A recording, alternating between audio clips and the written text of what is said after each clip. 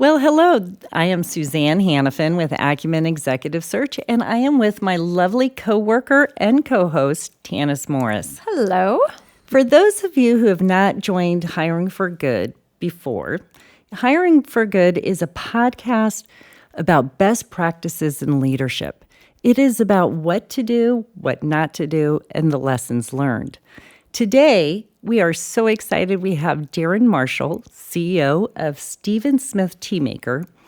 And Darren brings 30 years working with iconic brands such as Steinway, Coca-Cola, Pepsi, and Procter & Gamble. But more importantly, Darren's worked on people, cultures, and organizations. So welcome, Darren. Thank you for being here today. Thanks so much. It's a pleasure. Yeah. So we usually start off really learning about you and the journey it took to get where you are today. And again, the lessons learned, the aha moments, things that you want to share. So I'll shut up and turn the conversation over to you. Wow. My background, first off, I would have never have imagined that I would be sitting here with you here today, doing what we're doing. And life, I guess, has that way of unfolding all kinds of interesting alleys and surprises. I grew up in Canada, in Winnipeg, right in the center, pretty cold part.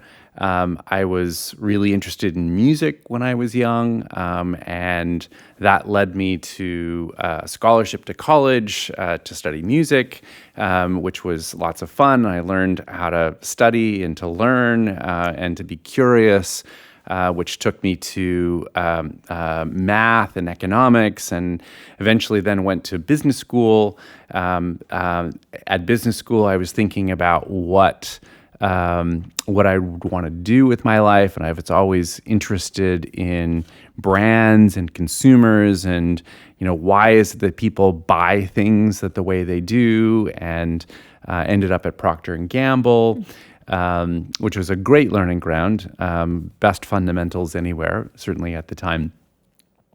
And then I got curious again and had an opportunity to come to the U.S. So I immigrated in 1996, I guess. Came to the U.S., worked at PepsiCo for several years. Then I got an interesting phone call from the folks at Coca-Cola who said, you've made one move, why don't you make other moves? You want to do something international? Well, we'll show you international, which I thought meant London or Paris or something exotic. And they said, yeah, or Kuala Lumpur. So we packed up our small family at that point in 1998, I guess, and moved to Kuala Lumpur just before the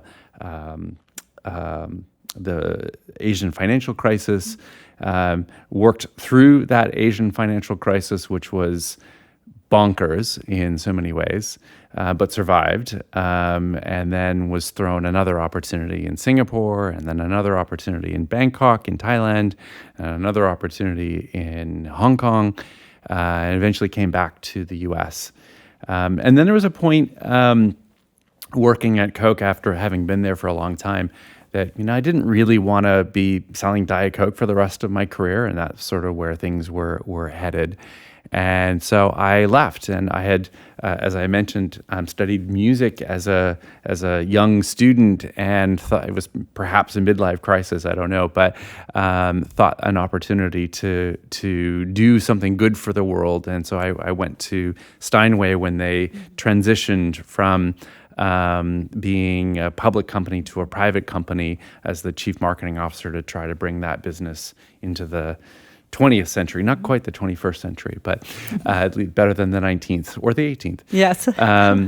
And then when that was completed, had an opportunity to sort of combine a few things. I had worked in private equity for a long time. I had worked in beverages for a long time. I had worked in luxury for a minute. So bringing those together with Smith. So Steven Smith Teamaker is a Portland-based company that we've been very fortunate to grow quite rapidly over the past 6 or 7 years. Steven was the founder of Stash Tea in the 70s, and then Tazo Tea in the 90s, and came up with his third chapter, his namesake brand, Steven Smith Teamaker, in 2009. Unfortunately, Steven passed away several years ago. A private equity firm got involved, I got involved, and we've been able to transition to things where they are today.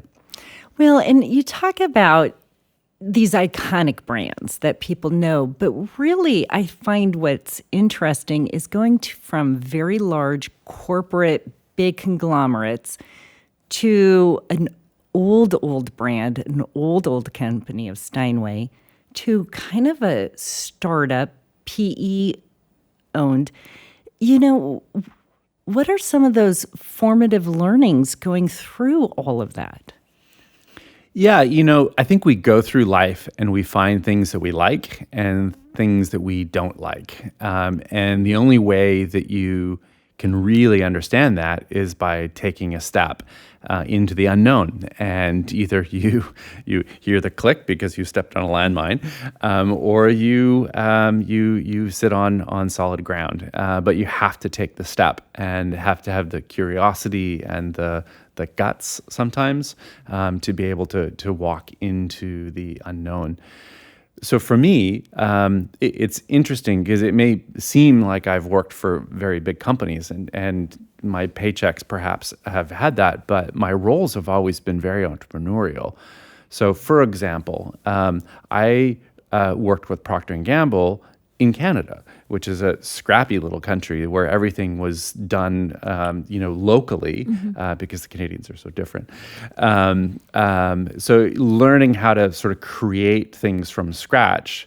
My time at Coke, which is one of the world's largest brands, was in Asia, where the big brands that were unknown in that part of the world, and in many cases greenfield markets where you're building the operation and distribution and the brand literally from ground zero, and being 15 time zones away from Atlanta was a very good thing, very freeing in many ways. So the ability to be entrepreneurial in those environments. And then brands like Steinway were about transitions. How do you take a 150-year-old business that had people who had been there for almost 150 years, literally? How do you transition that into a new way of thinking, which is always harder than you might imagine. So I think at the end of the day, it's for me, there's always been a constant thread of curiosity.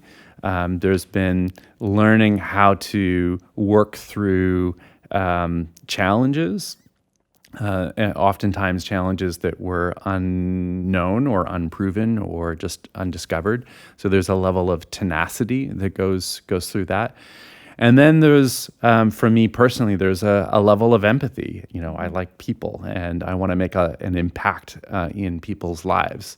And so that combination of curiosity, tenacity, and empathy are sort of the three words that one day I'll get tattooed on my arm. Well, you're teeing us up so beautifully for the next question. I almost can't believe it because, the next question that I was thinking about as you were speaking is, if you have closely held values and you've identified them just now, tenacity, curiosity, and empathy, how do you extend those or how do those show up in the organizations that you're leading? And have those been, kind of your cornerstones throughout your career? Or are those, values that you've come to hold closely and value through, because of what you've been through? Yeah, I think if you say that, my life has always been on these three things, then that's sort of a sad way to think about it because it means you're inflexible. I haven't really thought until recently in my old age about what those sort of fundamental pillars are. I think you discover them and you refine them and you polish them, and then you realize unknowingly that, hey, there's a couple things that have been consistent throughout. It's interesting with a business like Smith. So Steven was an iconic entrepreneur. He left a beautiful brand, some amazing products, and just a wonderful story provenance. But what he also left is a team that didn't necessarily have the capabilities to grow, with a business that had an overhead that was far too big for the size of the business, and just not the customer base to be able to grow. So some good things, but some things that we had to fundamentally work through. That doesn't mean that we changed everything, because there's some things that were absolutely amazing, but there's other elements that you need to triage and sort of sort through. And so as we were working through that, obviously assumed that things were different than they were, and you only really discover where things are at when you take that step forward and do you're the click or not. And so we had to work through things. And what's interesting, I guess, the to fast forward to where we are today, we have about the same number of people as we had 6-7 years ago, but with 4 times the revenue. Wow. So the output, the productivity per person has changed fundamentally, which is, there's some hard things that we did, tangible things, but really culture was at the center of that. And so for us, we stepped back and just thought about the people in our organization who were really crushing it. What was it that they were doing? Who were they? And what did they do that was unique and different?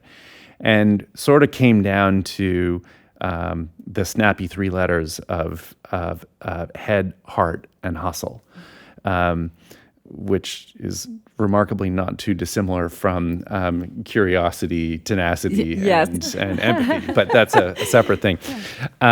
So head for us is just about making smart decisions, about thinking through things, being logical. We don't have rocket scientists. We don't need rocket scientists. We need people who put thought into what they're doing and make good decisions.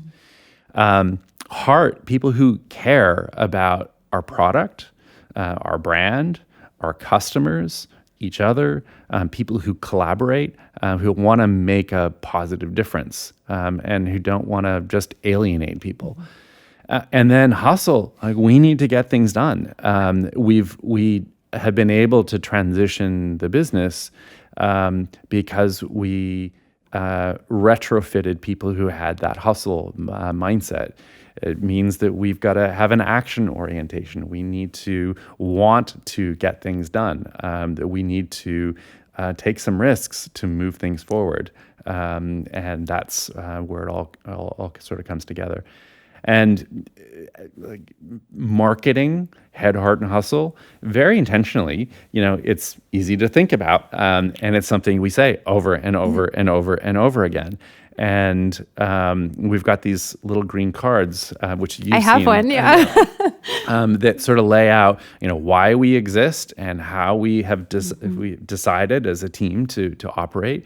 And we hold each other accountable to that. And then share the benefits as they go.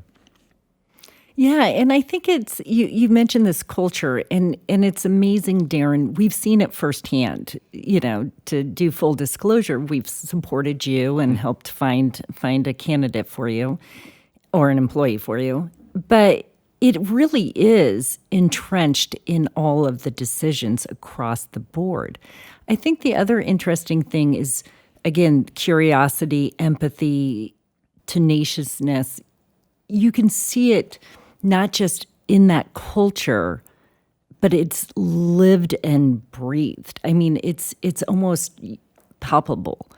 So when you look at the scale that you're doing, because you're growing tremendously, new robots in your manufacturing, new marketing partners, what does the next 5 years look like for you? So we've been very fortunate. It's been a lot of work, but we've been able to move the business from, call it a distressed asset, relatively small, losing a lot of money, but with a lot of potential. So we've been able to right-size the business, make it sustainable, and now we're at a point where we can fund our own way to our destiny. So we have a vision to be 60 by 30. We want to be a $60 million business by 2030. And we're in the process now of rolling that out. And for us, rolling that out means enrolling people in that process. So helping people understand where we want to go, why we want to go there. We think how, but I want to get your perspective, partner, on how we're going to get there. What are the things that need to happen? So it was interesting. We had one of those sessions this week with our operations team, and sort of the penny dropped with most people that meant, well, we have 4 production lines now, but then we would need to have 10 production lines. And where are we going to put those? And how are they going to get together? And how are we going to find that many people? And, all of that sort of thing. But that's where we're going. We want to continue the growth rate that we have. And we've identified where and how we want to be able to bring that to life. And now we have the opportunity to create the interesting, creative, sometimes never invented before, ideas to be able to bring that to life. Absolutely. And you mentioned this building teams and building out the process. You're geographically confined in your current location, but, well, I guess let's just end that. So when you're looking at this growth, what approach and what do you bring to building your teams? Yeah, I think what I want to do from a legacy perspective is create a sustainable business with people who can sustain that business, that have a culture and a set of processes and a set of products that keep that financial, economic flywheel spinning for people, that it will feed them and their families and our community in a way that makes sense. So the way to make that happen, from my perspective, is just getting the systems and the processes and the capabilities in line to be able to keep that flywheel spinning at an ever accelerating rate, and then enjoying hopefully the impact that it has on people, on our community, on our industry, on our brand, on our stakeholders. Yeah, well, it's so interesting. I'm thinking also when you are looking to build your teams, obviously they have to align with the core values of Smith T, but are you've kind of had to. Was the brand determined for Smith before you came on? You've identified a very specific type of consumer. You have an interesting approach to, or I don't even say interesting, but you have a very targeted approach to who you want to be working with. When you're looking at adding to your internal team at Smith, what sort of visionary mindset are you looking for when you have people joining the team? Do they need to embrace like the larger the future vision of the company, or do they need to be visionary too, or are you just looking for hardworking, smart people? Yeah, it's interesting. The skills and abilities that have gotten us here are going to be different from the skills and abilities that are going to get us to the next phase. We've been cash constrained, so there's been a preference for high potential people that may not have had a ton of experience yet. But they can grow into things as the business needs. And in some cases, there's maybe a different price tag that goes along with that because there's a necessity for it. And for us, we've been fortunate in that in many cases, the people that we've chosen in key roles have had that flexibility. They've been able to grow.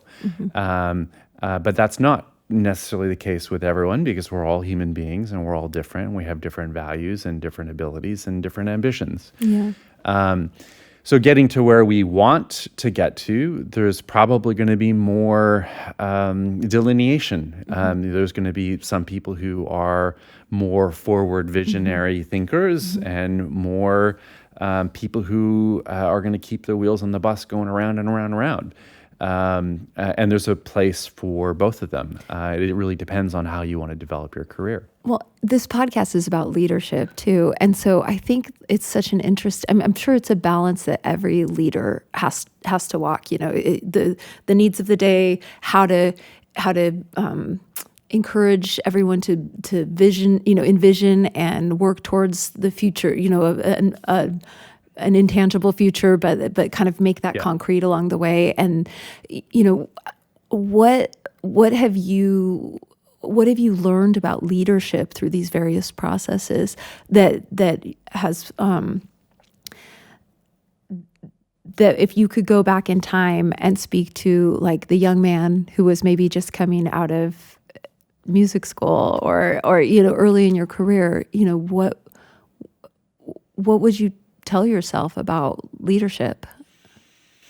Yeah, that's a really interesting question. Again, as I get more gray hairs, the impact of leadership is really far more important than I would have ever sort of imagined. I remember in business school, it's like, oh yeah, the leadership class, because you have to sort of go to that, like blah, blah, blah. The HR stuff, whatever. But now there's so many things I wish I could go back to and revisit in a deep way. And I think leadership is just really, really important. Integrity is really important.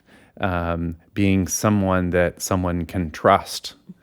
The way to get trust is to say what you do and do what you say and deliver on commitments and promises. The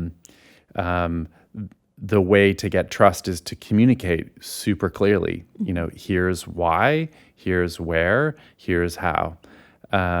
The way to build partnerships is to engage with others. It was interesting, Suzanne, you were talking about Thailand earlier. And one of the things that long-lasting memory from working in Thailand back in the day was the importance of asking questions, of inviting people in. You can tell people and they'll nod and shake their head and whatever, but that doesn't mean that they agree. The way to engage people is to bring them into the conversation and to ask questions and to create an environment where people are challenged. I need to be challenged. The problem in my role is that if I say something and I don't really think about what I'm saying, like people take it as gospel, and half the time I'm, as my wife can attest, half the time I'm pulling things out of thin air, and most of the time they're right, but often they're not, and I need someone who can keep me accountable. And question and debate. So having people who who have the courage to have that debate on one hand, and I just need to be super careful about what I say and to whom and when and how, and even like the tone of voice or the raise of an eyebrow. All of that stuff is just really, really important. Yeah. Creating an environment that allows people to come in, because I can't do it by myself. Yeah. I'm going to go off script for just a second, because I think the other really interesting leadership experience that you've had that I can't imagine, I'm interested to ask you about it, is that you came into leadership at Smith in the wake of Steven's passing. You came on as the leader of a team. You mentioned that the organization was kind of financially under duress at the time, and you've righted that ship. But what was it like as a leader to step into this environment where you had a really kind of iconic figurehead and human being who was leading the team there, and then come in kind of and not only right the ship financially speaking, but like take the helm and have I'm just curious if you could speak to that a little bit, because I think I was lucky enough to tour your facility and see the respect that your team holds for you, and it was really interesting and kind of inspiring. Well, thank you. It's interesting. So I've been in Portland for in my 7th year, and I'd never had the opportunity to meet Steven. I suspect that we would probably get along quite well. But it's interesting. I was even at a dinner last night and sitting at this table with a bunch of people I had never met before, who all had Steven stories. Like everybody of a certain age has Steven stories. He's like an iconic person, big personality, very kind, very generous, very creative. He had a perspective on things and left an impression on people. The people who worked for Smith worked for Steven. Like, they didn't get paid very well. They were doing things because of Steve and who he was and what he was and the ability to sort of be in that presence. And then you take someone iconic like that out of the situation, and the people around who were part of that go into protection mode, and the culture was protect what Steven did, not necessarily what Steven would do, because times had changed. So that was an important delineation and understanding. One of the things that we've spoken about before is it's very, very typical from my experience for someone new to come in and to change everything, to change the brand, put my thumbprint on it, and to make it very visible that new king is on the throne, and that's not what we did. The brand is beautiful. We haven't changed anything about the brand. We've redefined a few things and articulated things perhaps in different ways, but didn't change the packaging. It was perfect. We've evolved it to different needs that we've had. The story of Smith is amazing, and like you can't make that stuff up. So like that is pristine. If anything, we're using that more than we ever had in the past. We had to be careful to define the things that were sacred and that wouldn't change. And there are some things that we added and some things that we did change. We've added new products, new channels, new capabilities, new manufacturing, all of that stuff. But that's stuff that people wouldn't see. We have changed people and culture, and that again isn't necessarily something that a consumer might see, but we've definitely made that change within the organization. We could have. New private equity company, let's fire everybody and start afresh. We didn't do that. We were more gradual about that. and sort of one capability, one person, one personality at a time, and we're more methodical. And that doesn't mean that we eliminated everyone. We eliminated a few things that needed to be modified. In retrospect, could have been done faster, should have been done faster, but we'll leave that for the next time. I'm glad you brought up the PE firm, because I wanted to bring that up, because not a lot of Portland companies are PE owned. How does that relationship and how does that influence your leadership in your day-to-day decisions? Yeah.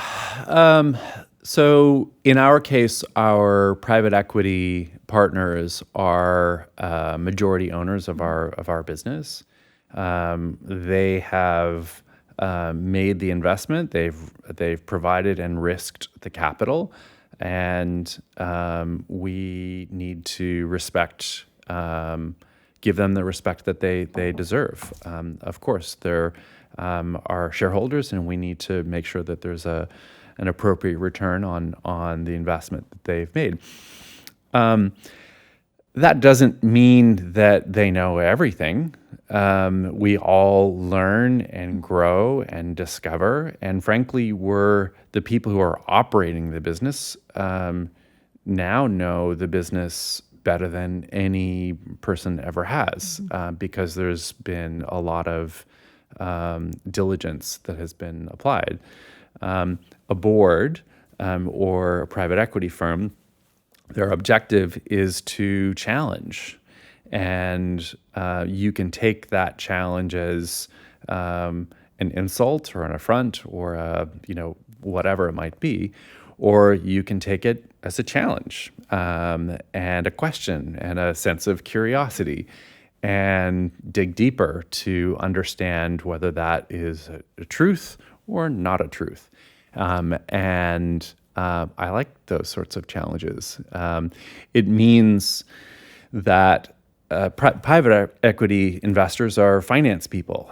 They think in numbers, and so you have to be quantitative. You have to deal in fact. You have to tell stories with facts if you want to have a point of view. Otherwise, you'll do what you're told. And I thankfully have a mind that works that way, and a history with large corporate entities that have taught me how to speak that language, which is really, really critical. And it's important now that the people who are part of Smith, they've learned that language and are growing in that language. And it's really interesting to see people several years into their career, talk about facts and, have their data and have all of the bits and pieces, which is perhaps a different way of operating and learning and articulating than they may have done in the past. But it's hopefully something that they can benefit from by being part of the Smith team. This podcast is Hiring for Good. So, Darren, in your perspective, what does hiring for good mean to you? For us, we want to make an impact on our business, on our industry, on our community, and on our teammakers. And that is why we exist. So our mission statement is to enrich lives through exceptional tea experiences, and the impact we want to have is on the business, on the industry, on our community, and our teammakers. So the impact that we want to have is to create a sustainable business, one that lasts far longer than any one individual. I heard someone recently talk about building a 100-year business, and that is what we have been designed for and what we intend to be. We want to have an impact on our industry. And so for us, having the tea industry is old and stale and boring, and a good year looks like plus 1%. And Smith is growing at 25 to 30 times that rate. And we are changing the way people think about tea, particularly in a world where soda is not as healthy for you, that caffeine is now being reconsidered, where alcohol is being reconsidered.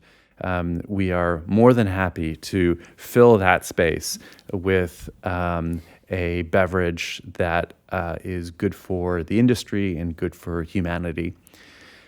We want to make an impact on our community. We have several initiatives that we focus on, but a couple in particular. So we have a partnership with Girls Inc., for example, so that we can empower women of a next generation to be strong, smart, and bold. Those are our customers, and we want to be able to empower those women. And we have created a product called Empowerment, which is designed by women for women and their unique needs. And proceeds from that product go directly to Girls Inc. So that's one way of supporting our community, our local community. But our origin community is also very important to us. So we invest in an organization called Broadleaf, which helps to support our farming communities in Darjeeling, the families of tea farmers, with education, with health and safety, safe water, all of those sorts of things, so that we can directly control the impact that we're having in the regions that we want to make an impact to. And then finally, the impact that we have on our teammakers. We have 80 employees today.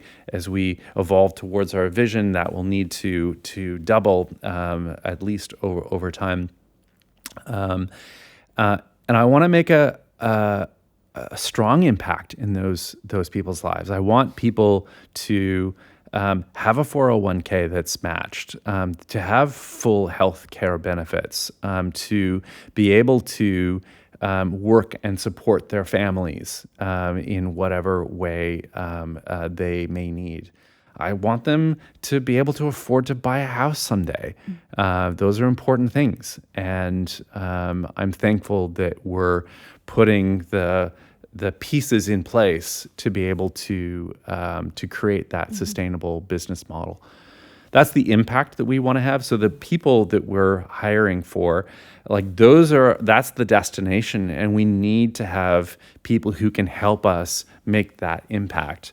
It starts with creating a business that is sustainable within an industry that needs some help, which we're helping with, and who have a heart and empathy for each other and the communities that we serve. I love that. That is just beautiful.